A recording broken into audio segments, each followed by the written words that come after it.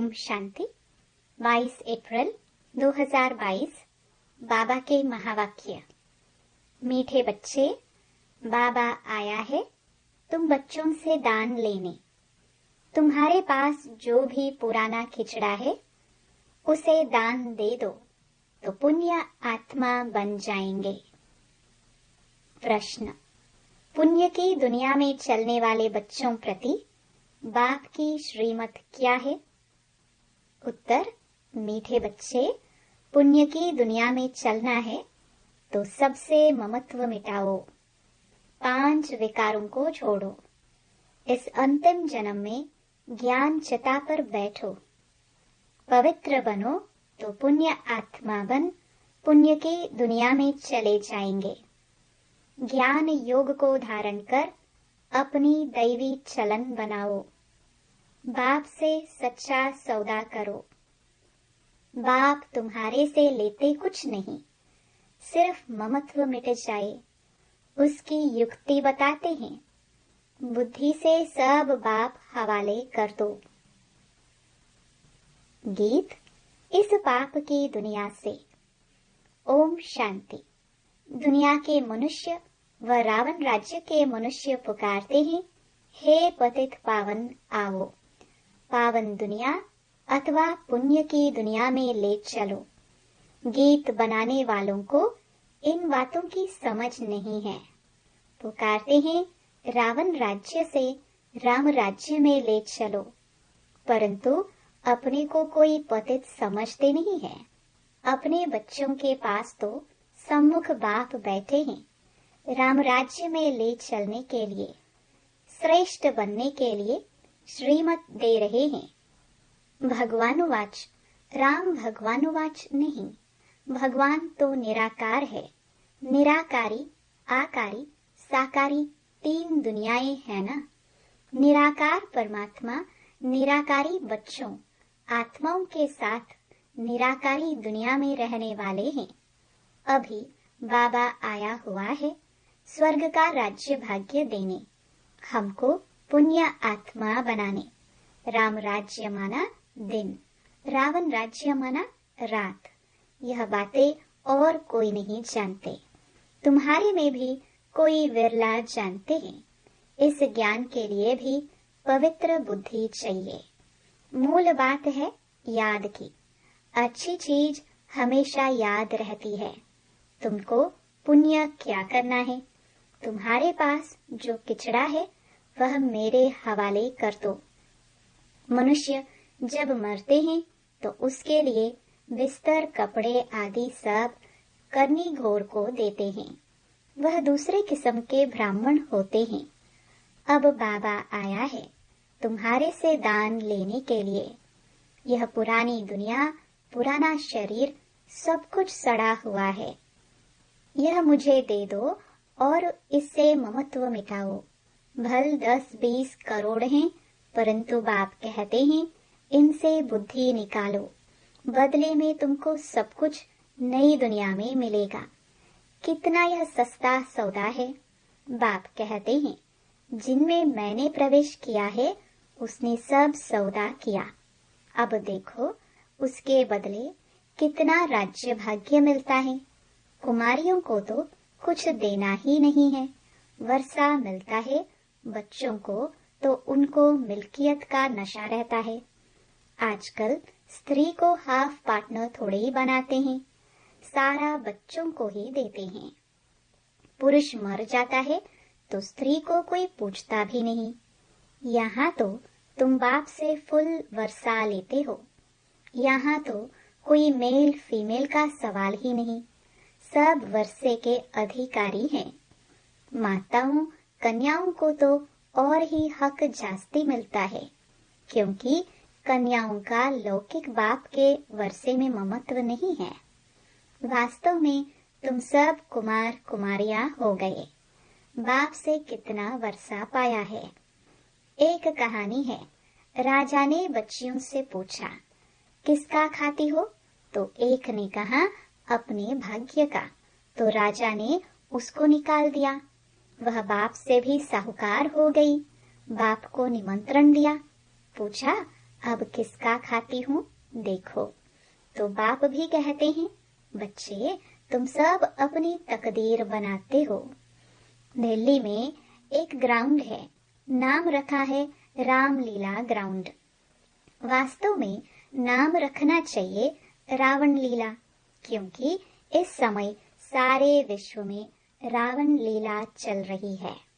बच्चों को रामलीला ग्राउंड लेकर उसमें चित्र लगाने चाहिए। एक तरफ राम का चित्र हो और नीचे बड़ा रावण का भी चित्र हो।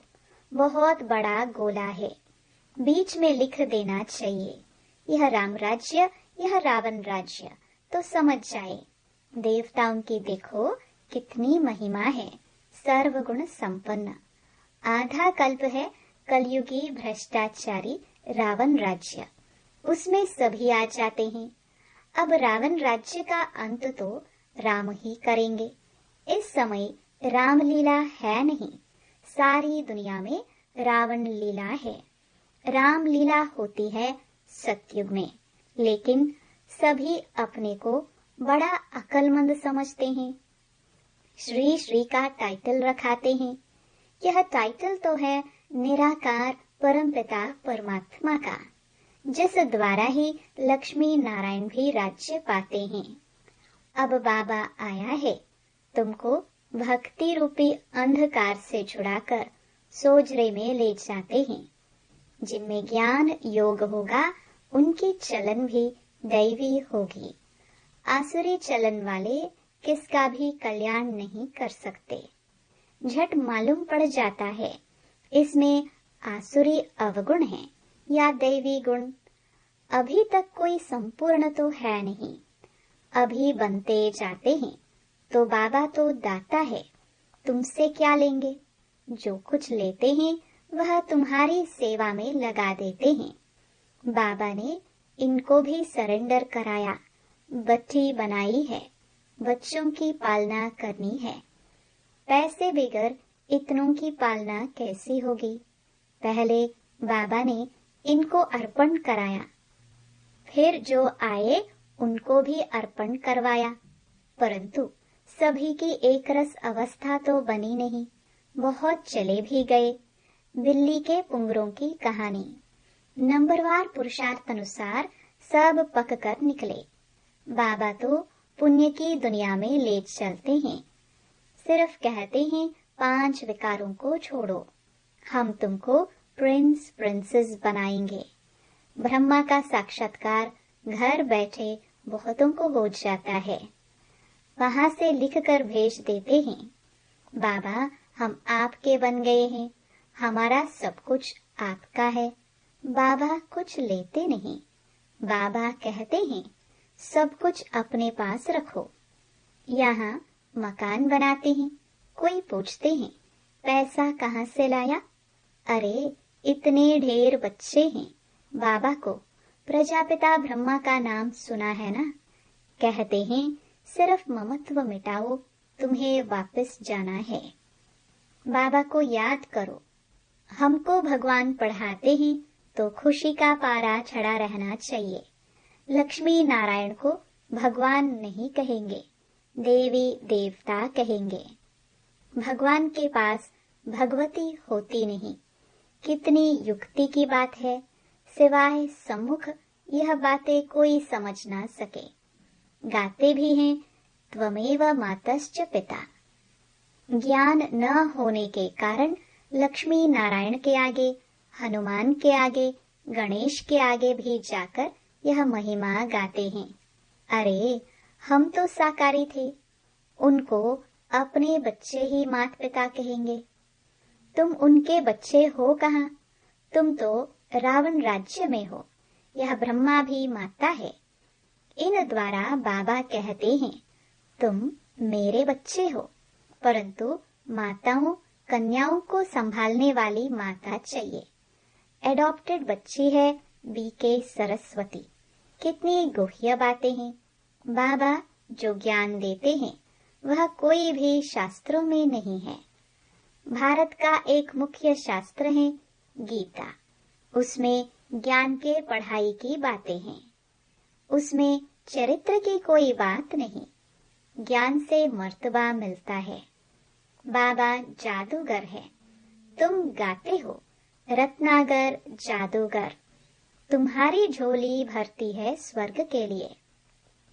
साक्षात्कार तो भक्ति मार्ग में भी करते हैं, परंतु उनसे कुछ लाभ नहीं। लिखेंगे पढ़ेंगे, साक्षात्कार से तुम कोई वह बन गए क्या? साक्षात्कार मैं कराता हूँ। पत्थर की मूर्ति थोड़ी साक्षात्कार कराएगी।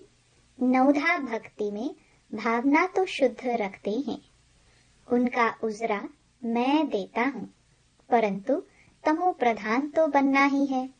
मीरा ने साक्षात्कार किया, परंतु ज्ञान तो कुछ भी नहीं था।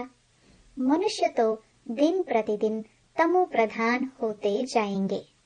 अभी तो सभी मनुष्य पतित हैं, गाते भी हैं, हमें ऐसी जगह ले चलो जहाँ सुख चैन पाए। तुम भारतवासियों को सतयुग में बहुत सुख था। सतयुग का नाम बाला है ना, स्वर्ग भारत में ही था, परंतु समझते नहीं हैं। यह भी जानते हैं भारत ही प्राचीन था, स्वर्ग था, वहाँ कोई और धर्म नहीं था। यह सब बातें बाप ही समझाते हैं। तुम सभी अब श्रवण कुमार और कुमारियां बनते हो। तुम सबको ज्ञान की कवाथी कांवर पर बिठाते हो। तुमको सब मित्र संबंधियों को ज्ञान दे उठाना है। बाबा के पास युगल भी आते हैं। आगे तो जिस्मानी ब्राह्मण से हथियाला बंधवाते थे, अभी तुम रूहानी ब्राह्मण काम चिता का हथियाला तोड़ते हो। बाबा के पास आते हैं तो बाबा पूछते हैं स्वर्ग में चलेंगे? कोई कहते हैं हमको स्वर्ग यहाँ ही है। अरे यह अल्पकाल का स्वर्ग है, मैं तुमको 21 जन्मों के लिए स्वर्ग दूंगा, परंतु पहले पवित्र रहना पड़ेगा। बस इस ही बात में ढीले पड़ जाते हैं। अरे बेहद का बाप कहते हैं तो यह अंतिम जन्म ज्ञान चिता पर बैठो, तो देखा जाता है स्त्रियां झट आ जाती हैं। कोई फिर कहती हैं पति परमेश्वर को नाराज कैसे करे? बाबा के बने तो कदम कदम पर श्रीमत पर चलना पड़े। अब बाबा आया है स्वर्ग का मालिक बनाने। पवित्र बनना अच्छा है, कुल कलंकित मत बनो। बाप कहेंगे ना, लौकिक बाप तो चमाट भी मारेंगे। मम्मा मीठी होती है, बहुत मीठा रहमदिल बनना है। बाप कहते हैं बच्चे तुम मुझे बहुत गालियां देते हो, अब मैं अपकारी पर भी उपकार करता हूँ। मैं जानता हूँ कि तुम्हारा रावण मत पर यह हाल हुआ है। जो सेकंड पास हुआ वह ड्रामा, परंतु आगे के लिए खबरदार रहना कि हमारा खाता खराब न हो। हर एक को अपनी प्रजा भी बनानी है, वारिस भी बनाना है। मुरली कोई मिस नहीं करनी चाहिए, कोई पॉइंट्स मिस न हो जाए। अच्छे अच्छे ज्ञान रतन निकल जाए और सुने नहीं तो धारणा कैसे करेंगे? रेगुलर स्टूडेंट मुरली कभी मिस नहीं करेंगे। कोशिश कर रोज वाणी पढ़नी चाहिए। अच्छा, मीठे मीठे सिखिलदे बच्चों प्रति माता पिता बाप दादा का याद प्यार और गुड मॉर्निंग। रूहानी बाप की रूहानी बच्चों को नमस्ते। धारणा के लिए मुख्य सार। पहला, अपना खाता खराब न हो, इसके लिए बहुत खबरदार रहना है। कभी कुल कलंकित नहीं बनना है। पढ़ाई रोज पढ़नी है, मिस नहीं करनी है। दूसरा, श्रवण कुमार कुमारी बन ज्ञान कवाठी कांवर पर सबको बिठाना है। मित्र संबंधियों को भी ज्ञान दे, उनका कल्याण करना है। वरदान, अपने ऑक्यूपेशन की स्मृति द्वारा मन को कंट्रोल करने वाले राज योगी भव। अमृत वेले तथा सारे दिन में बीच बीच में अपने ऑक्यूपेशन को स्मृति में लाओ कि मैं राजयोगी हूँ। राजयोगी की सीट पर सेट होकर रहो। राजयोगी माना राजा, उसमें कंट्रोलिंग और रूलिंग पावर होती है। वह 1 सेकंड में मन को कंट्रोल कर सकते हैं। वह कभी अपने संकल्प, बोल और कर्म को व्यर्थ नहीं गवा सकते। अगर चाहते हुए भी व्यर्थ चला जाता है तो उसे नॉलेजफुल व राजा नहीं कहेंगे। स्लोगन: स्व पर राज्य करने वाले ही सच्चे स्वराज्य अधिकारी हैं। मातेश्वरी जी के अनमोल महावाक्य इस अविनाशी ज्ञान पर अनेक नाम धरे हैं। इस अविनाशी ईश्वरीय ज्ञान पर अनेक नाम धरे गए हैं, रखे गए हैं। कोई इस ज्ञान को अमृत भी कहते हैं, कोई ज्ञान को अंजन भी कहते हैं। गुरु नानक ने कहा, ज्ञान अंजन गुरु दिया।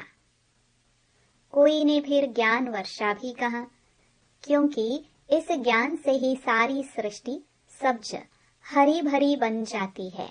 जो भी तमो प्रधान मनुष्य हैं तो सतोगुणी मनुष्य बन जाते हैं और ज्ञान अंजन से अंधियारा मिट जाता है। इसी ही ज्ञान को फिर अमृत भी कहते हैं, जिससे जो मनुष्य 5 विकारों की अग्नि में जल रहे हैं उसे ठंडा हो जाते हैं। देखो, गीता में परमात्मा साफ कहते हैं, कामेषु क्रोधेषु, उसमें भी पहला मुख्य है काम, जो ही 5 विकारों में मुख्य बीज है। बीज होने से फिर क्रोध, लोभ, मोह, अहंकार आदि झाड़ पैदा होता है। इससे मनुष्यों की बुद्धि भ्रष्ट हो जाती है।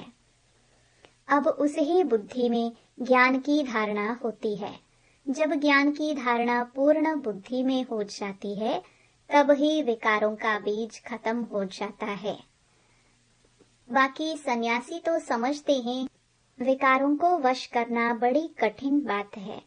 अब यह ज्ञान तो सन्यासियों में है नहीं, तो ऐसी शिक्षा देवे कैसे?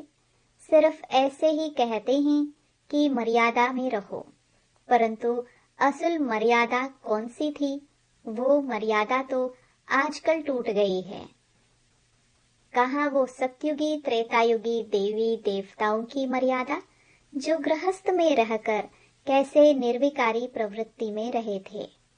अब वो सच्ची मर्यादा कहाँ है? आजकल तो उल्टी विकारी मर्यादा पालन कर रहे हैं। 1-2 को ऐसे ही सिखलाते हैं कि मर्यादा में चलो। मनुष्य का पहला क्या फर्ज है वो तो कोई नहीं जानता। बस इतना ही प्रचार करते हैं कि मर्यादा में रहो, मगर इतना भी नहीं जानते कि मनुष्य की पहली मर्यादा कौन सी है। मनुष्य की पहली मर्यादा है निर्विकारी बनना। अगर कोई से ऐसा पूछा जाए, तुम इस मर्यादा में रहते हो, तो कह देते हैं, आजकल इस कलयुगी सृष्टि में निर्विकारी होने की हिम्मत नहीं है। अब मुख से कहना कि मर्यादा में रहो, निर्विकारी बनो, इससे तो कोई निर्विकारी बन नहीं सकता।